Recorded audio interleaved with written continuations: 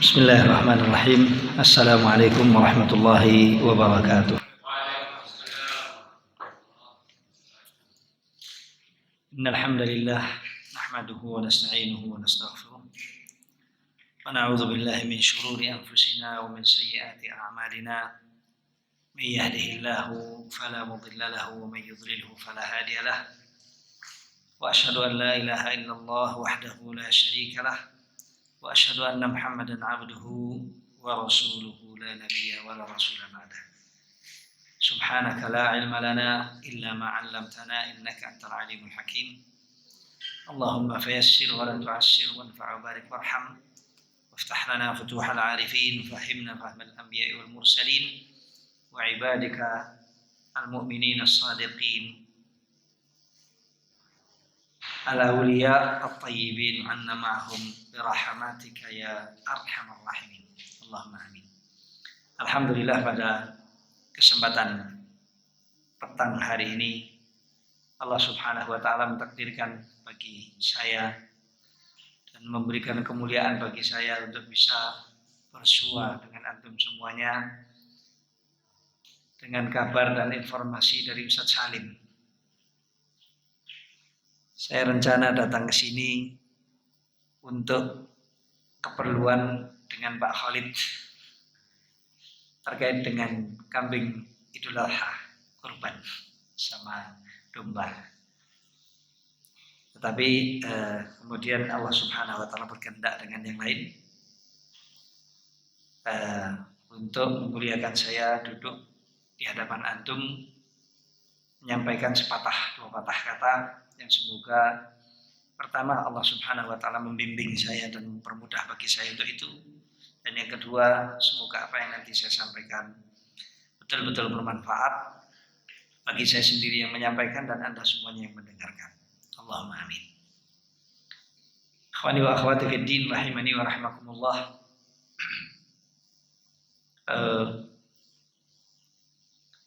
Insyaallah tidak ada yang bersilang pendapat bahwasanya kita saat ini sudah berposisi di penghujung zaman. Di akhir zaman itu sudah tidak ada yang bisa silang pendapat, berbeda pendapat. Sebab din kita, yaitu Islam, adalah din pamungkas. Nabi kita, Nabi Muhammad SAW adalah nabi penutupan. Para nabi dan para rasul utusan-utusan Allah Subhanahu wa taala yang tidak mungkin datang lagi seorang pun dari nabi-nabi diutus oleh Allah Subhanahu wa taala sesuai dengan firman Allah Subhanahu wa taala yang menerangkan akan hal itu. Wa Muhammadun illa rasulun qad khalat min qablihi ar-rusul. Kemudian firman sabda Nabi Muhammad SAW bahwasanya beliau adalah nabi yang terakhir dan beliau menyatakan tidak ada nabi lagi yang datang setelahku.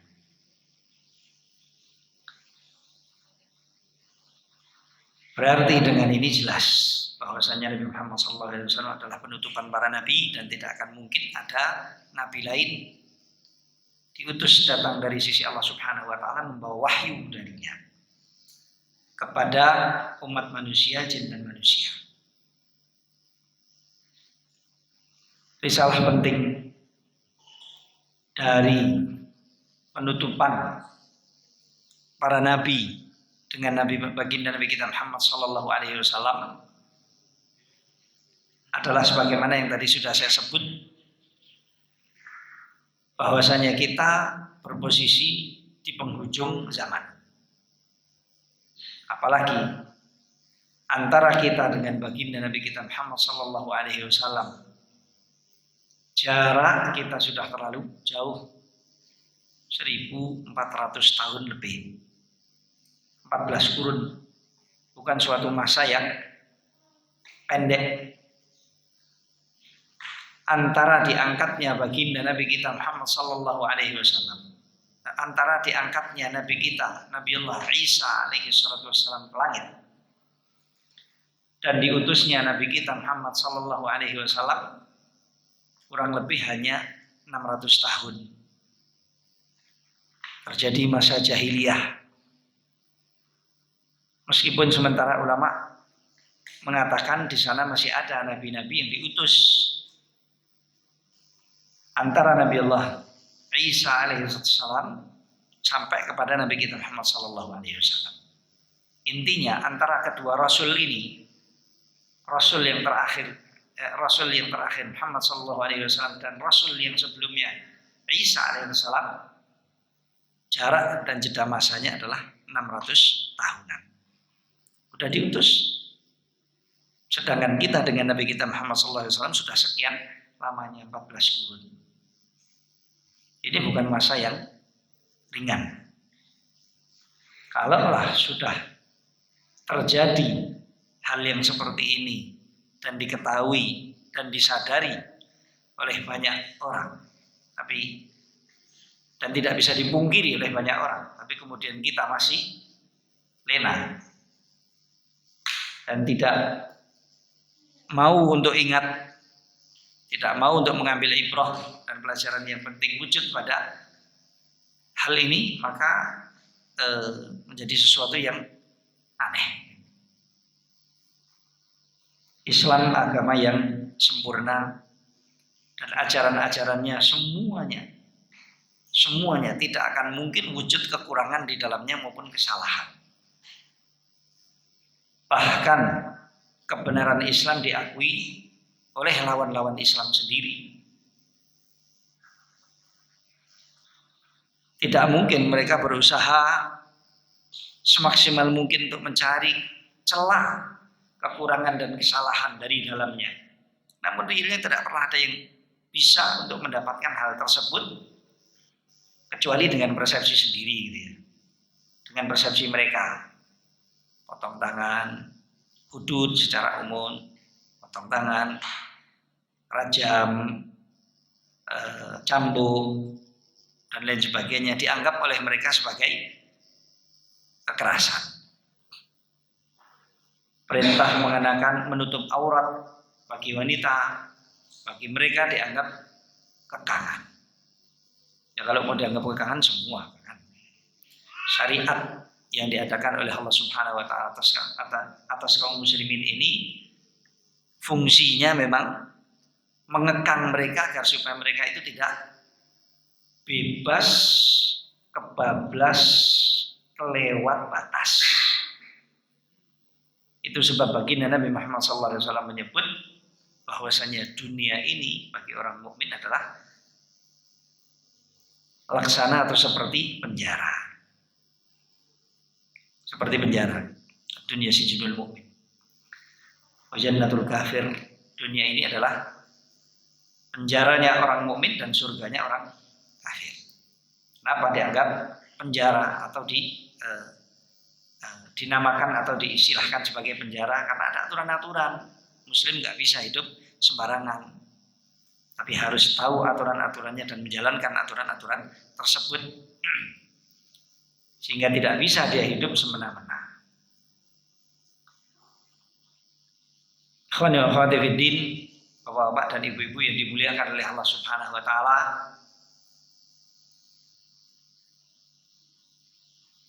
Akhirnya din kita ini, maksudnya diadakannya din Islam ini sebagai din yang terakhir dan pamungkas.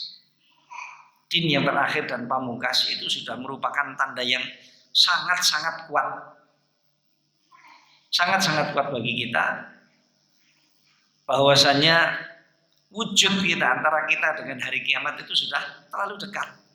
Bahkan Nabi Muhammad SAW menyebut bahwasanya diri beliau itu diutus antara dirinya dengan hari kiamat hanya sejarak jari telunjuk dengan jari tengah.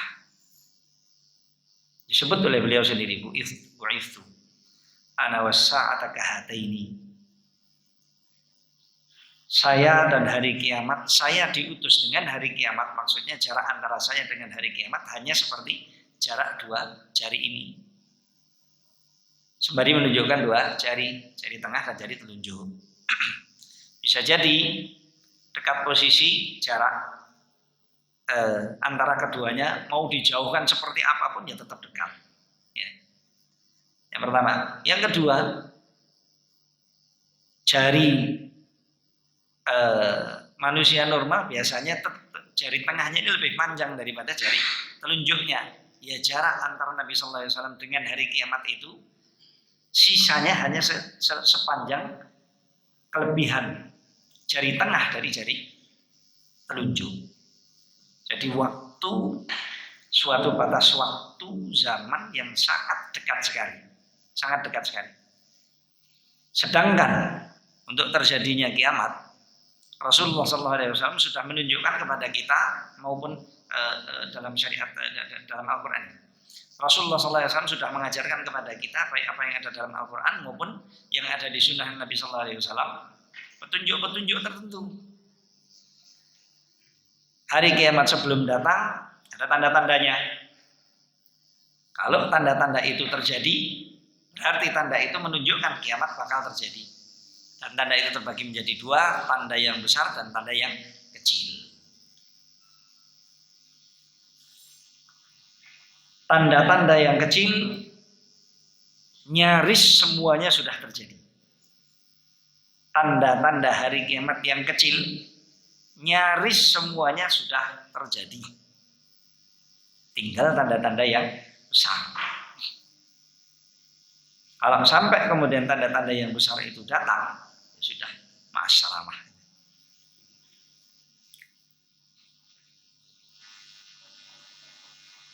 Yang perlu untuk disadari, kedekatan jarak antara kita dengan datangnya as-sa'ah dan hari kiamat adalah bahwasanya seorang mukmin dan seorang muslim di zaman-zaman yang seperti ini hidup, tidak akan kehidupannya halus dan mulus. Sudahlah, din, agama dan nabinya pamungkas yang paling sempurna, kemudian wujudnya di akhir zaman. Maka cobaan yang akan diterima oleh umat ini, wallahu a'lam, besar. Apakah itu sampai 2 kali lipatnya yang lain, wallahu a'lam. Saya nggak bisa memastikan. Tapi bukan cobaan yang ringan. Semakin sempurna ajaran din, cobaannya juga semakin besar. Tantangannya juga tidak ringan. Tidak ringan. Dan semakin mendekati hari kiamat, yang datang adalah hari-hari cobaan dan fitnah. Hari-hari cobaan dan fitnah.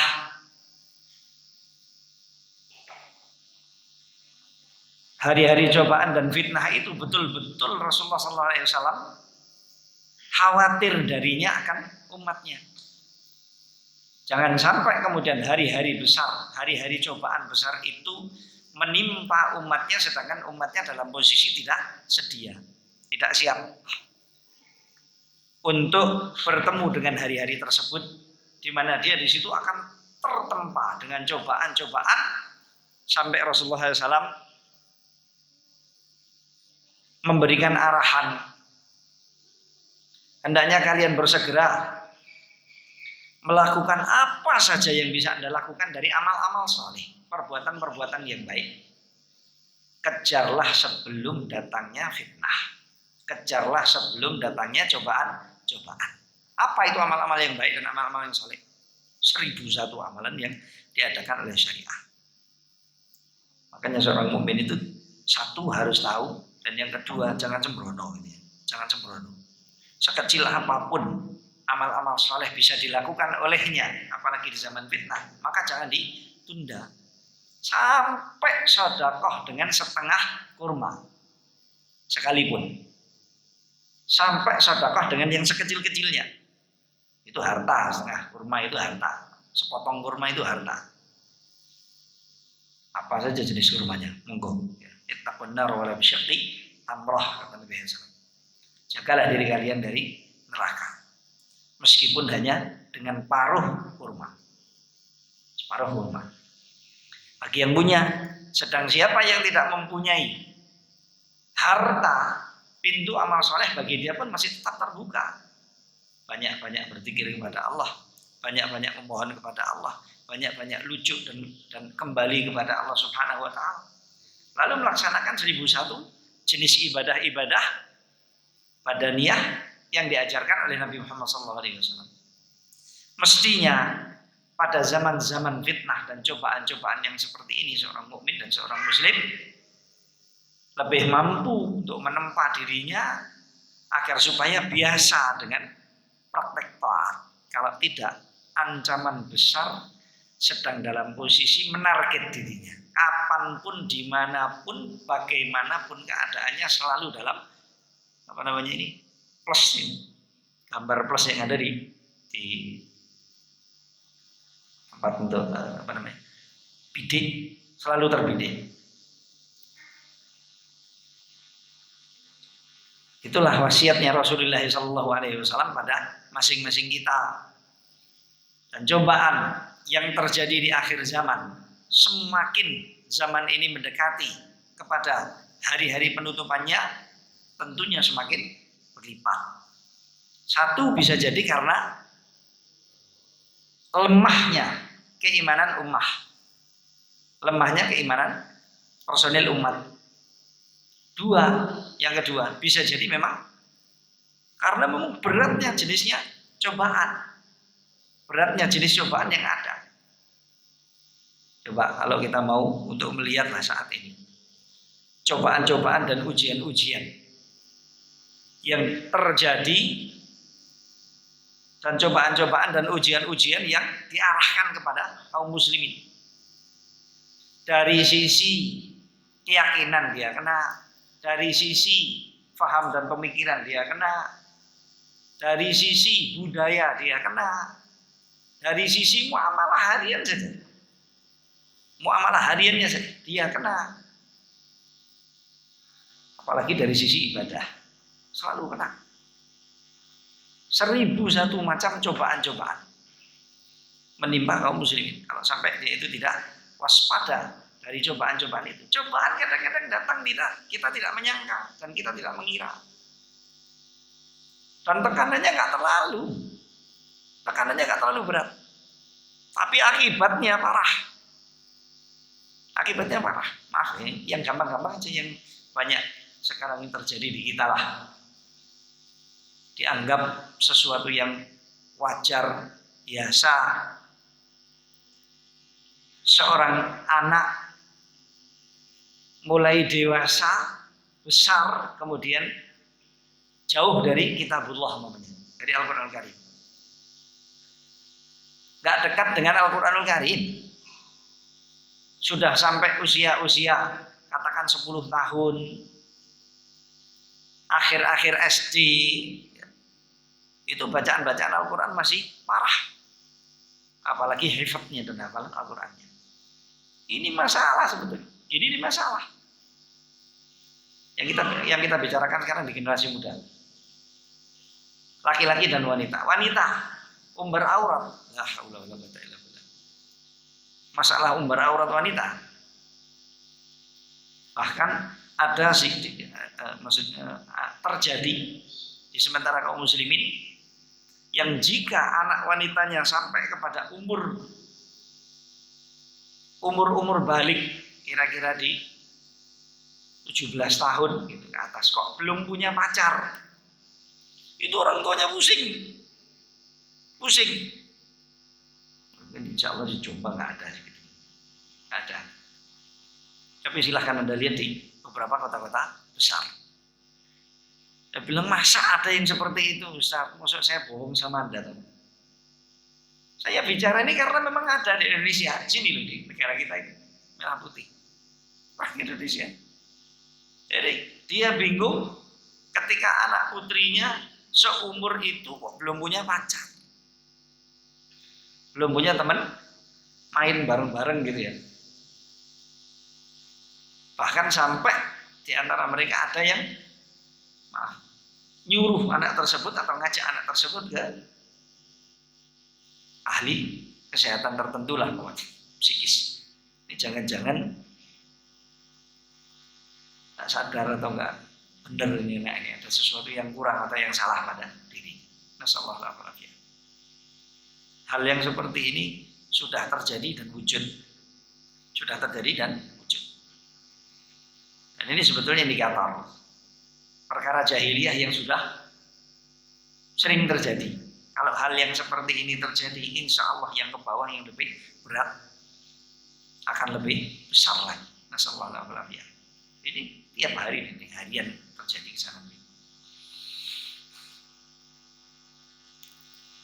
Ikhwani fiddin wa akhwati fiddin rahimani wa rahimakumullah. Berbicara tentang fitnah di akhir zaman, berbicara tentang apa yang harus diwaspadai oleh kaum muslimin di akhir zaman dan apa yang harus disediakan oleh kaum muslimin di akhir zaman adalah pembicaraan yang panjang. Tetapi pembicaraan tentang ini sering untuk disampaikan dan sudah disampaikan banyak oleh dai-dai kita, ulama-ulama kita, dan alhamdulillah dengan kemajuan-kemajuan teknologi dan adanya alat-alat yang bisa kita gunakan, kita banyak mendapatkan maklumat tentang hal ini. Banyak mendapatkan informasi dan maklumat tentang hal ini. Cuma bagaimana semestinya kita menyikapi informasi dan maklumat tersebut? Yang semestinya dijaga oleh seorang muslim, apalagi di zaman-zaman fitnah, adalah ketakwaan kepada Allah Subhanahu wa taala. Yang takwa itu sendiri sebetulnya definisinya banyak, tapi alurnya semua definisi yang ada kepada praktek melaksanakan aturan syariat Allah Subhanahu wa taala. Menjalankan perintah-perintah Allah dan menjauhi larangan-larangan Allah Subhanahu wa taala. Dan tidak akan mungkin ketakwaan terjadi pada seorang hamba kecuali jika Allah Subhanahu wa taala mengizinkan hal tersebut dan memberikan kepadanya kepada hamba tersebut dan memberikan kemudahan padanya. Maka dari itu utamanya di zaman-zaman yang seperti ini, di mana cobaan atas kaum muslimin dengan praktek beragamanya datang dari segala penjuru, semestinya seorang mukmin sibuk untuk memohon kepada Allah Subhanahu wa taala untuk dikaruniai nikmat takwa. Satu, kita harus memohon kepada Allah Subhanahu wa taala agar supaya Allah Subhanahu wa taala tidak mengharamkan bagi kita ketakwaan. Kemudian yang kedua, ketakwaan ini lazim biasanya dengan ilmu. Ketakwaan lazim dengan ilmu. Dan jalannya takwa itu ilmu.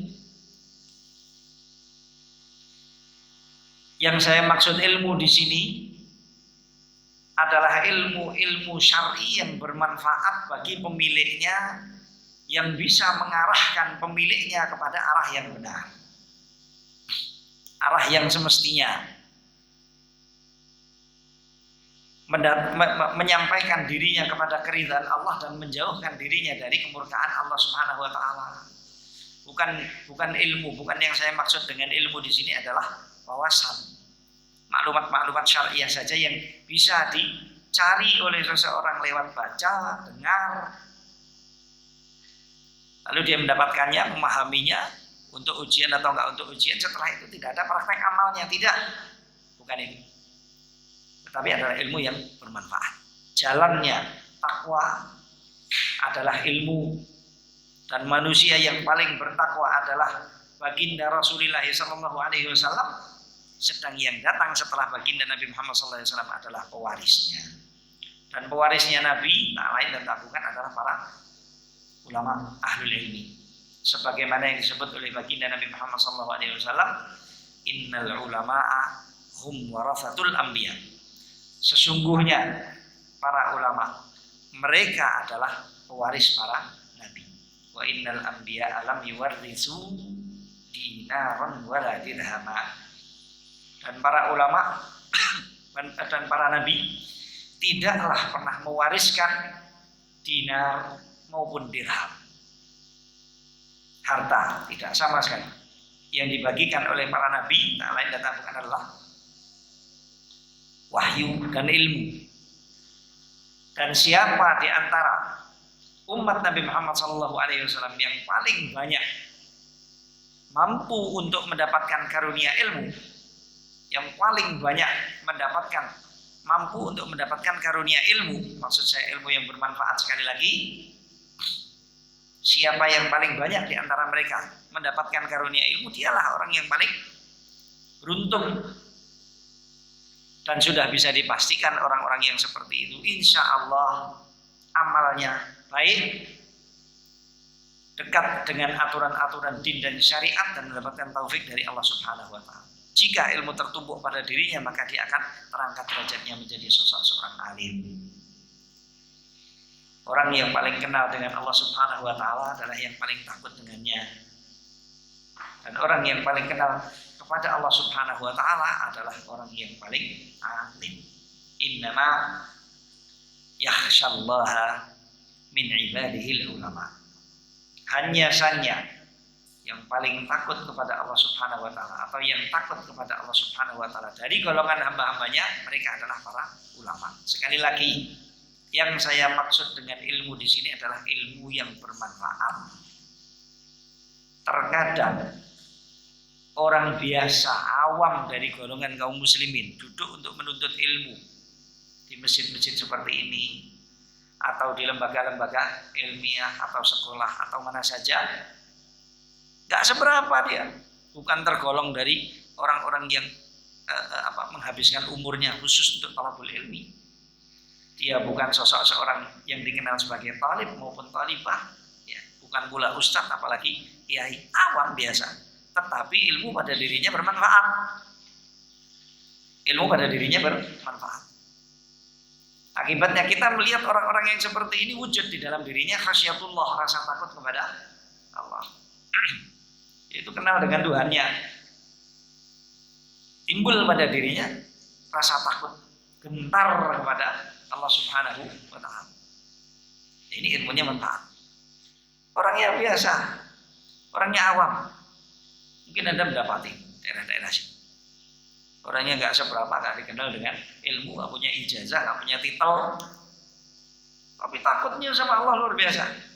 Ini ilmunya manfaat orang-orang yang seperti ini.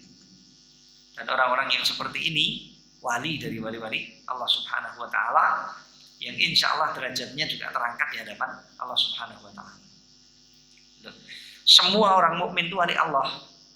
Semua orang muslim itu wali dari wali-wali Allah. Tetapi tentunya derajat wilayah tidak hanya satu peringkat dan satu derajat. Ya. Ala inna awliya Allah la khaufun alaihim wa lahum yahzanun. Ketahuilah bahwasannya wali-wali Allah Subhanahu wa Ta'ala, mereka adalah orang yang tidak wujud rasa takut di dalam diri mereka, dan tidak pula mereka sedih saat wafat. Tidak takut terhadap apa yang akan ditemui setelah kematian, dan tidak pula sedih terhadap apa yang ditinggalkan setelah kematian.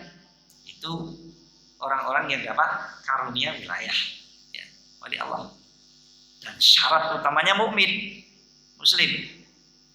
La khaufun 'alaihim wa lahum yahzanun. Siapa mereka? Alladzina amanu wa kanu yattaqun. Mereka adalah orang-orang yang beriman dan dahulunya di dunia, atau mereka adalah orang-orang yang beriman dan senantiasa dia bertakwa. Setiap orang yang beriman kepada Allah, yang menimbulkan ketakwaan dalam dirinya, akibatnya dia gentar kepada Allah, berusaha melaksanakan perintah-perintah syariah dan menjauhi larangan-larangan syariah, maka dia wali dari wali-wali Allah. Salah kalau ada anggapan bahwasanya wali Allah itu hanya kalangan tertentu dari orang-orang Islam. Tidak. Tetapi setiap muslim itu pasti wali dari wali-wali Allah. Tetapi kan dia lucu, ada wali Allah tukang maksiat. Wali Allah tapi tukang maksiat. Mestinya ya malu gitu loh. Malu mengaku dirinya muslim. Dan muslim wali Allah. Tapi kok kemudian gemar untuk melakukan perkara-perkara yang menyebabkan murkanya Allah Subhanahu wa taala. Menyebabkan datangnya kemurkaan Allah Subhanahu wa taala, dan ini bahaya pada dirinya. Anehnya di akhir-akhir zaman tidak sedikit di antara kaum muslimin mengaku dirinya muslim, mengaku dirinya mukmin, menunjukkan atribut-atribut Islam dan keimanan, tapi baginya perkara maksiat itu hal yang wajar. Bahkan naudzubillah min dzalik, meninggalkan maksiat itu bagi dia sulit. Bahkan melaksanakan praktek ta'ah dari ta'at-ta'at yang lain bagi dia adalah beban. Bagi dia beban. Padahal dia statusnya wali dari wali-wali Allah Subhanahu wa taala. Jenis wali yang kayak apa? Jenis wali yang seperti apa? Jadi semestinya di akhir zaman seorang mukmin itu membidik takwa dan berusaha untuk memprioritaskan takwa dalam kehidupannya. Takwa harus dimenangkan, upaya untuk mendatangkan takwa dalam dirinya ini harus diajukan dari segalanya. Dan pintunya takwa adalah ilmu. Pintunya takwa tak lain dari ilmu. Sedangkan ilmu yang benar-benar, yang 100% benar adalah yang bersumber kepada Allah Subhanahu wa taala. Yang bersumber dari Allah Subhanahu wa taala. Saya enggak mengatakan dan menyatakan bahwasanya ilmu selain ilmu din itu tidak bermanfaat atau bahkan berbahaya, sama sekali tidak. Ada ilmu-ilmu yang berbahaya seperti ilmu sihir, mungkin falsafat juga, hati-hati. Falsafah kalau dipelajari nggak sesuai kendali akan menyebabkan seseorang yang mempelajarinya lepas dari Islam tanpa sadar. Tanpa sadar. Kalau hati-hati. Saya nggak mengatakan bahwasanya ilmu selain daripada ilmu-ilmu syariah itu kemudian menggiring pemiliknya kepada kekufuran atau kesyirikan atau kemaksiatan. Tapi nggak ada yang bisa menolak bahwasanya mukmin loh ya. Tidak ada mukmin yang bisa menolak bahwasanya kebenaran mutlak ada pada Allah Subhanahu wa taala dan segala yang bersumber dari Allah pasti benar. Pasti benar adanya. Apalagi Allah Subhanahu wa taala telah menerangkan itu. Dan Allah menyebut al-haqqu mir rabbika fala takunanna minal mumtarin. Kebenaran mutlak itu hanya datang dari sisi Tuhanmu, Allah Subhanahu wa taala. Maka jangan sekali-kali ragu dengan kebenaran mutlak yang datang dari sisinya Allah. Dari sisinya Allah. Segala yang datang dari Allah Subhanahu wa taala lewat baginda Nabi kita Muhammad sallallahu alaihi wasallam, rasul pamungkasnya Allah Subhanahu wa taala adalah kebenaran mutlak dan adanya wujudnya di dalam kitab suci kita Al-Qur'anul Karim. Wujudnya pada Al-Qur'anul Karim. Dan kalau disebut Al-Qur'an, tidak mungkin ada seorang hamba muslim dan mukmin bisa menjalankan syariat hanya berpegang dengan Al-Qur'anul Karim saja. Tapi dia butuh dengan wahyu yang kedua yang disebut oleh Nabi sallallahu alaihi wasallam, ala innama utitul qur'ana wa mithlahu ma. Ketahuilah sesungguhnya aku ini telah dikaruniai oleh Allah Subhanahu wa taala Al-Qur'an dan yang semisal dengannya bersamanya. Apa itu? Sunnahnya Nabi sallallahu alaihi wasallam. Dan sunnah-sunnah Nabi sallallahu alaihi wasallam yang disampaikan oleh Nabi sallallahu alaihi wasallam yang merupakan ajaran-ajaran syariat semuanya benar belaka. Kenapa? Sumbernya adalah wahyu. Tadi di dalam hadis, ala innama utitul qur'ana wa mithlahu ma'ahu. Aku telah dikaruniai oleh Allah Subhanahu wa taala Al-Qur'an dan yang bersama dengan Al-Qur'an bersamanya. Dan sumbernya adalah wahyu. Sebagaimana firman Allah, wa ma yantiqu 'anil hawa in huwa illa wahyu yuha. Tidak mungkin baginda Nabi Muhammad SAW berkata-kata dari dorongan hawa nafsu, namun apa yang disebut oleh baginda Nabi Muhammad SAW tak lain dari wahyu yang diwahyukan. Sunnah itu terbagi menjadi 3. Sunnah kata-kata, sunnah perbuatan, dan sunnah takdir, ketetapan dan ketentuan Nabi Muhammad SAW. Tiga ini semuanya datang dari sisi Allah Subhanahu wa taala karena kaitannya dengan syariah. Dan ini harus diyakini oleh setiap muslim, setiap mukmin, dan tidak boleh diragukan sekecil apapun keraguan di dalam diri seorang mukmin bahwasanya segala yang bersumber dari Allah adalah merupakan kebenaran mutlak. Zaman-zaman fitnah, di zaman-zaman fitnah seperti ini, setan jin dan setan manusia kerja mati-matian untuk melontarkan keraguan-keraguan dalam hati seorang mukmin bahwasanya apa yang datang dari Allah Subhanahu wa taala itu bukan merupakan kebenaran mutlak, sehingga boleh untuk diterima dan boleh untuk ditolak. Bahkan sebagiannya harus ditolak. Kenapa? Gak relevan. Gak relevan untuk dijalankan. Gak relevan untuk diterapkan. Gak relevan untuk dipegang di tempat-tempat tertentu, di daerah-daerah tertentu, dan sebagainya. Atau di waktu-waktu tertentu. Hati-hati. Fitnah-fitnah yang seperti ini di zaman kita mulai timbul lagi, mulai ramai. Sebelumnya dulu pernah ada. Tapi alhamdulillah kemudian reda. Namun saat ini fitnah-fitnah yang seperti ini dihidupkan semula dan disuburkan kembali. Alhamdulillah dari. Hati-hati perlu untuk kita waspadai. Jadi sekali lagi bahwasanya kebenaran mutlak adalah yang datang dari Allah Subhanahu wa taala dan bersumber dari wahyu, yaitu kitabullah dan sunnah Rasulullah sallallahu alaihi wasallam. Ini yang saya maksud dengan ilmu. Yang saya maksud dengan ilmu, maksud saya ilmu yang akan bermanfaat bagi seorang mukmin jika dia mendapatinya dengan jumlah yang cukup. Ini akan membimbing dia kepada arah ridhonya Allah Subhanahu wa taala.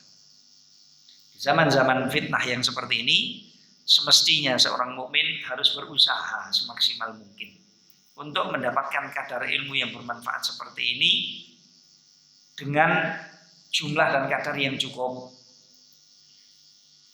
Kalau sampai kemudian nanti jumlah dan kadarnya kurang gara-gara perkara yang seperti tidak prioritas di dalam hidupnya, hidup kita ini memakan dari waktu kita dan umur kita banyak sekali.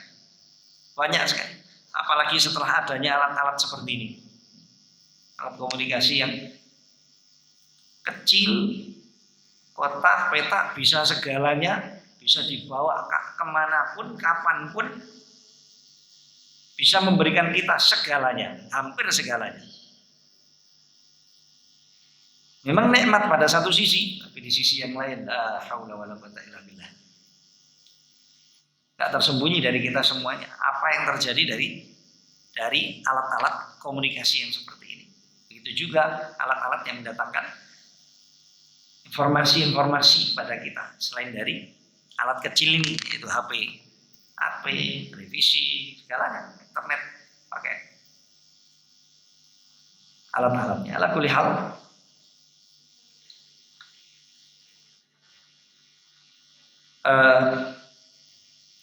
di masa-masa fitnah seperti ini tidak wajar seorang muslim itu untuk terus sibuk dengan urusan dunianya dan tidak memprioritaskan ilmu dan ilmu-ilmu syar'i, ilmu-ilmu syar'i yang akan bermanfaat pada dirinya sendiri. Kalau sampai itu terjadi, kemungkinan akan membahayakan dirinya dan menggiring dirinya kepada sesuatu yang berat. Nasallahu alaihi wasallam. Kemudian berikutnya, setelah kemudian kita berusaha untuk memprioritaskan menuntut ilmu syar'i ini dengan jumlah yang cukup, berikutnya berusaha untuk mempraktekkan. Ini semuanya juga masih dalam lingkup takwa. Ya. Takwa bisa kita tuntut, ya, bisa kita dapati lewat iman. Dan iman kepada Allah Subhanahu wa taala syaratnya, maupun takwa itu sendiri syaratnya adalah ilmu. Maka seorang mukmin semestinya prioritas hidupnya adalah untuk menuntut ilmu syar'i yang baik, yang banyak, yang cukup. Berikutnya adalah praktek melaksanakan ilmu tersebut. Setelah dia mendapatkan karunia ilmu, maka ilmu itu menuntut padanya untuk diamalkan.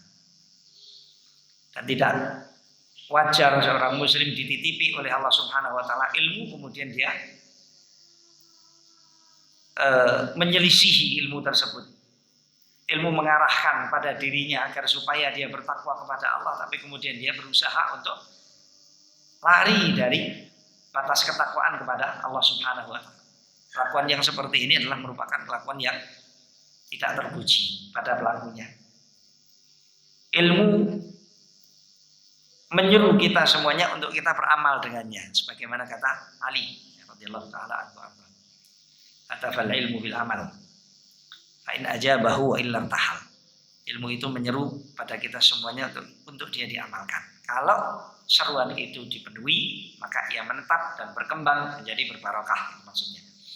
Tapi kalau tidak, maka ilmu akan meninggalkan dirinya, dan ya wailahu kalau cuma ditinggalkan oleh ilmu. Tidak, ilmu kalau sudah meninggalkan, pemiliknya bakal menjadi bumerang atas pemiliknya kelak di hadapan Allah Subhanahu wa taala. Kalau sampai ilmu itu kemudian disia-siakan dengan sengaja loh ya. Dengan sengaja. Dibarteri lewat dunia, dibarteri dengan dunia.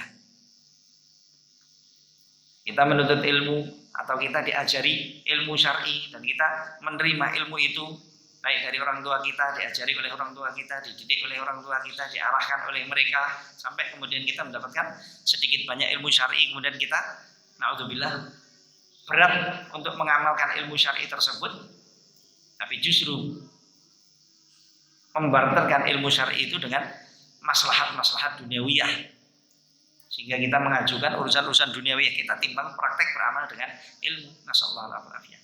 Kalau itu sampai terjadi, akan menjadi bumerang ilmu tersebut pada pemiliknya.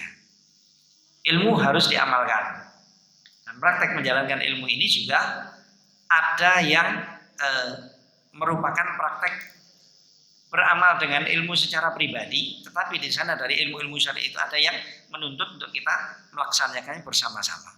Tidak mungkin untuk kita laksanakan sendirian.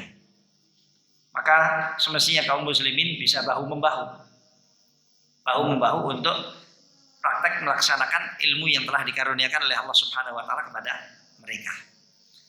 Baik, ikhwani wa akhwati fiddin rahimani wa rahimakumullah. Saya kira apa yang bisa untuk saya sampaikan dalam tausiah singkat kali ini sebatas ini dulu. Mudah-mudahan apa yang saya sampaikan dalam majelis yang mulia ini tidak merupakan suatu atau bukan merupakan sesuatu tausiah yang sia-sia bagi saya yang menyampaikan dan Anda semuanya yang mendengarkan.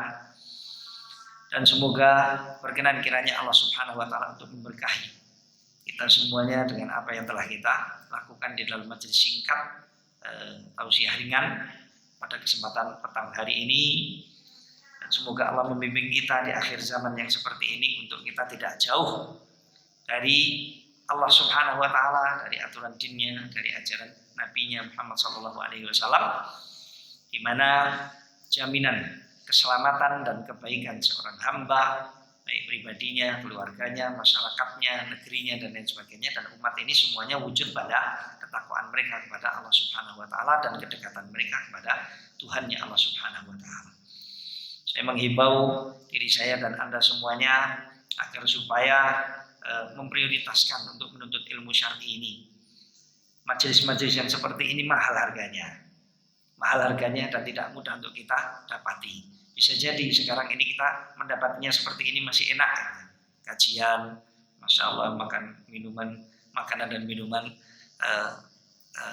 disuguhkan di hadapan kita.